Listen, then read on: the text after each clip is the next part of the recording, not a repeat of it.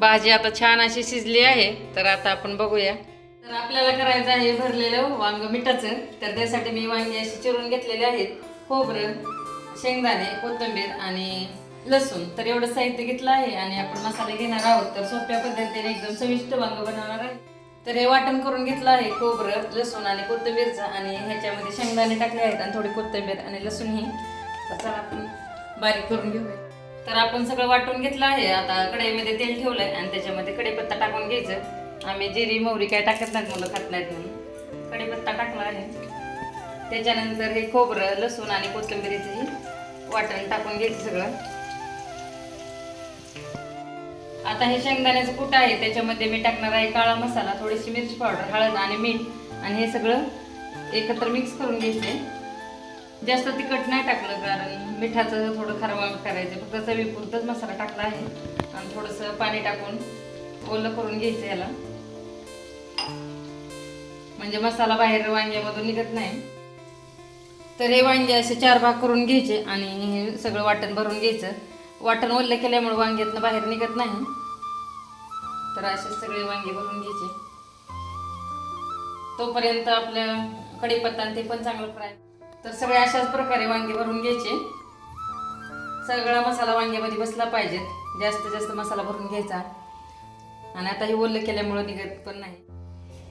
तर आता आपल्याला ह्याच्यामध्ये वांगे सोडून घ्यायचे.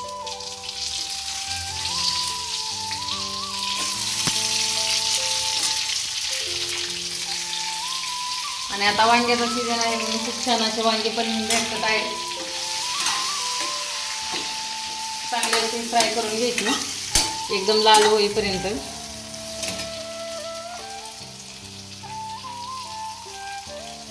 राहिलेला कुठे मीठ घालून घ्यायचं आहे.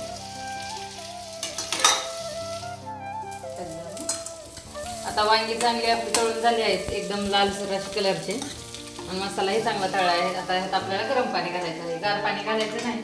गार पाणी घातल्यावरती चव पण येत नाही आणि तरी पण दिसत नाही. तर मी आता गरम पाणी घालून घेतलं आहे. जास्त पाणी घालायचं, कारण वांगे शिजायला लागतं आणि आपल्याला रस्स्याची वांग्याची भाजी करायची आहे. तर मी एवढं पाणी घातलं आहे. आणि त्याच्यानंतर त्याच्यावरून कोथिंबीर. तर वांग्याला थोडीशी उकळी आली की गॅस कमी करून घ्यायचा. जास्त पण नाही कमी करायचा, कारण फुल गॅसवर तरी राहत नाही भाजीला. आणि थोड्या वेळ झाकण ठेवून द्यायचं. वांग तर किती छान शिजत आहे, एकदम तरीही आले आहे आणि दिसायलाही सुंदर दिसते आणि तेवढं चविष्टही होतं आणि खूप सोप्या पद्धतीने पटकन बनतंही. तर आता वांगे उकळत आहेत, तर अजून 5 मिनटं ठेवूयात आणि नंतर पाहूया कसं झालं. भाजी आता छान अशी शिजली आहे. तर आता आपण बघूया. वांग आता आपलं शिजलं आहे आणि थोडी रस्सी ठेवली आहे भाकरीसोबत खाण्यासाठी. आता पाहूया कसं झालं आहे ते.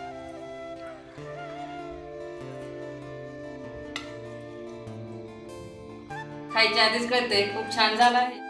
छान असा वांग्याचा बेत झाला आहे. खारं वांग आणि थोडं चवीसाठी मसाला हे टाकला होता, त्यामुळे अजूनच टेस्टी लागतं. आणि भाकरी, लोणचं आणि वांग आणि तुम्ही राईस बरोबर अजून छान लागते. तर चला, आवडलं असेल तर लाईक, शेअर आणि सबस्क्राईब करा.